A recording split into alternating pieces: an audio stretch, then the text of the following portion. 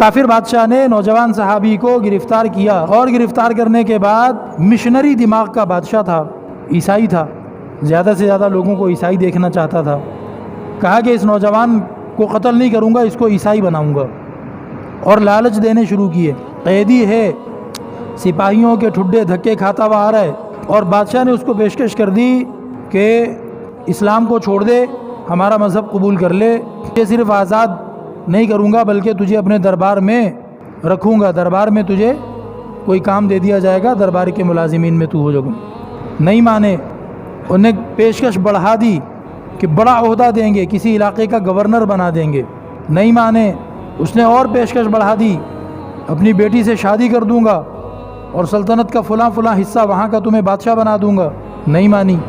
دیکھنے والا کہے گا کہ یہ اتنے فائدے کی چیز کیسے چھوڑ دی، اتنے فائدے کی چیز کیسے چھوڑ دی؟ تو اصل میں ہمیں دیوار تک کا فائدہ نظر آتا ہے، صحابہ کرام کو دیوار کے پیچھے کا بھی نظر آتا تھا، اصل فائدہ آخرت کا ہے۔ تو دنیا کے فائدے کو چھوڑنا ان کے لیے آسان۔ اسی طرح ایک اور واقعہ ہے تابعین کرام میں یا صحابہ کرام میں کہ ان کو بڑی دھمکیاں دی گئیں کہ یہ مذہب چھوڑ دو، اسلام چھوڑ دو، اور ان کے سامنے دوسرے قیدیوں کو کاٹا گیا، قتل کیا گیا عجیب عجیب طریقے سے۔ یہ نہیں مانتے، آخر کہا اچھا ایک بڑا تیل کا کڑاہا، تیل خوب گرم کرو، اور کہا دیکھو اس تیل میں ہم تمہیں ڈال دیں گے، آفر مان جاؤ ابھی بھی زندگی بچ جائے گی تمہاری۔ یہاں تک کہ تیل میں ڈال دیا گیا، اور جب تیل میں ڈال دیا گیا تو انہوں نے کیا چیخ ماری؟ ہائے میں مر گیا، یہ چیخ نہیں ماری، انہوں نے چیخ یہ ماری فزت ورب الکعبہ، کعبے کے رب کی قسم میں تو کامیاب ہو گیا، یہ چیخ ماری۔ ابھی سب دانتوں میں انگلی دبا کے کھڑے ہیں کہ یہ کیا بات، یہ کون سی کامیابی؟ تیل میں زندہ جل گیا اور کہہ رہا ہے میں کامیاب ہو گیا۔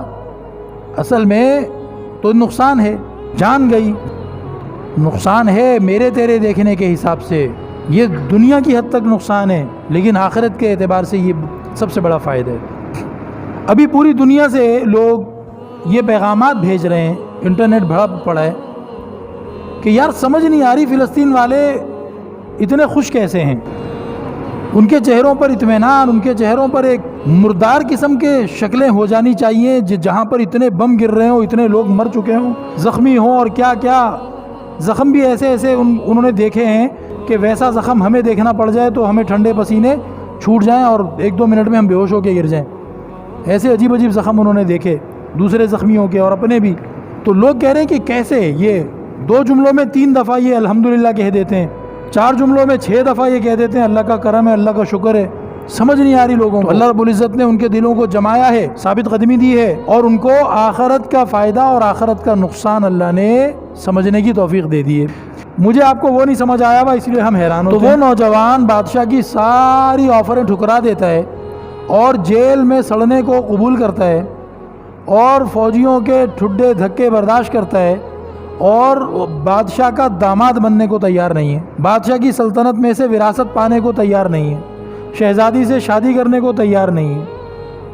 مشہور واقعہ ہے کہ کتابوں میں لکھا ہے، آگے بھی اس واقعے کی کچھ تفصیل ہے، لیکن یہاں جو بات کرنے کا مقصد ہے وہ یہی کہ مجھے اور آپ کو وہ فائدہ نظر آ رہا ہے نا، شہزادی سے شادی ہوگی، ملک کے اندر بادشاہت میں حصہ ملے گا، اور جناب ٹھاٹ بھاٹ ہوں گے، لیکن وہ بندہ قبول نہیں کر رہا۔